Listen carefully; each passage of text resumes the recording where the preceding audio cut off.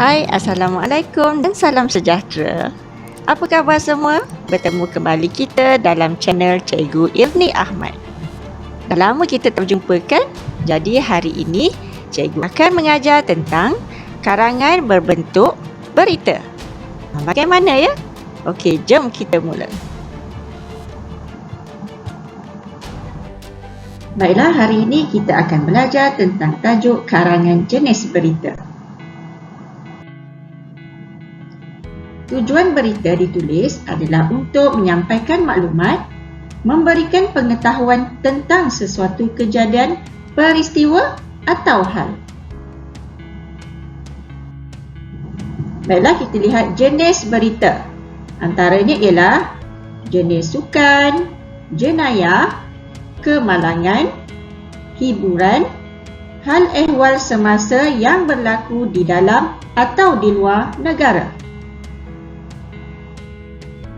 Bahasa yang digunakan dalam penulisan berita perlulah ringkas dan mudah.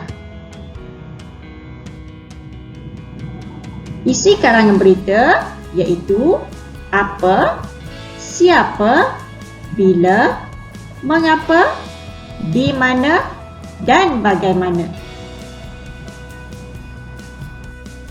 Baiklah, seterusnya kita lihat pula. Isi berita perlu disertai dengan huraian dan contoh yang benar dan tepat. Isi disusun mengikut urutan dan kepentingan peristiwa. Petikan kata-kata atau pendapat seseorang boleh dimuatkan dalam berita untuk meyakinkan pembaca.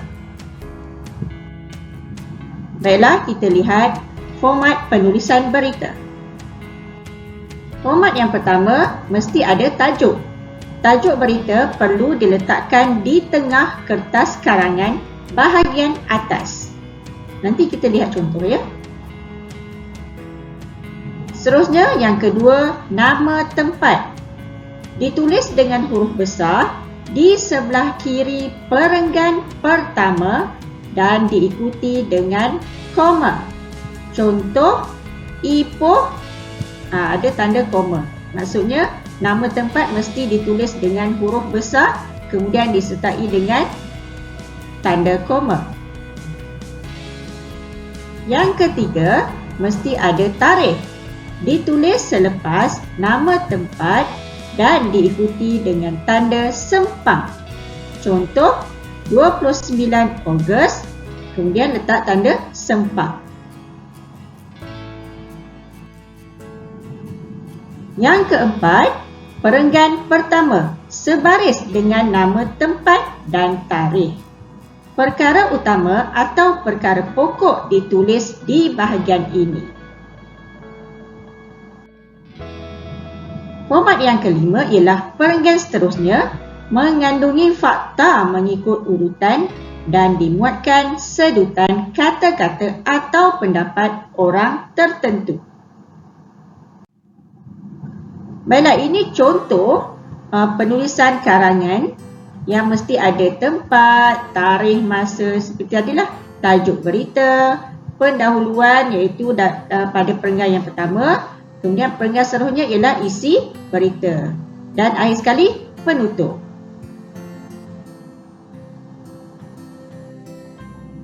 Baiklah, kita lihat contoh karangan jenis berita.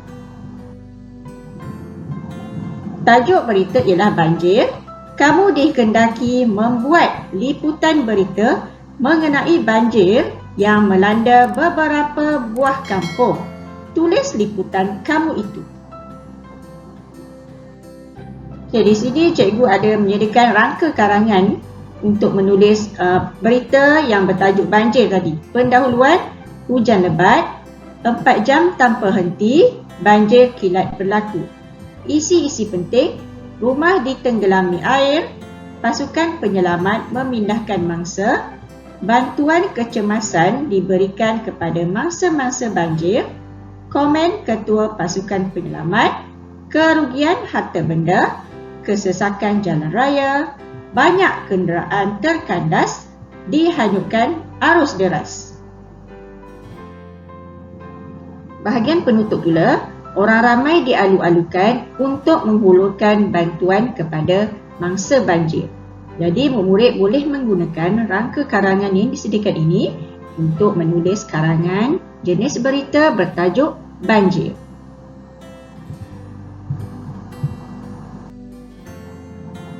Baiklah murid-murid, mari kita lihat karangan jenis berita yang bertajuk banjir.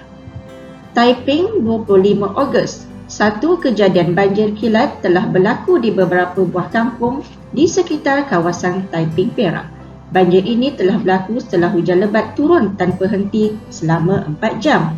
Lebih 100 buah rumah telah ditenggelami air sedalam 1.0 meter hingga 1.5 meter.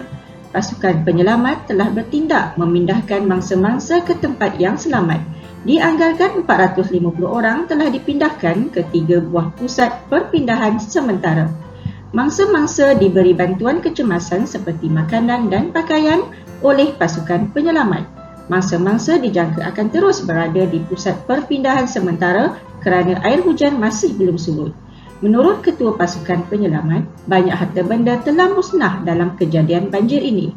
Kerugian harta benda dianggarkan lebih daripada RM100,000. Selain itu, kesesakan lalu lintas telah berlaku di jalan masuk ke kampung berkenaan. Banyak kenderaan telah terkandas. Terdapat juga kenderaan yang dihanyutkan oleh arus deras. Orang ramai yang ingin menghulurkan bantuan boleh menghubungi Bilik Kawalan Banjir dengan menggunakan talian 05-666-4321.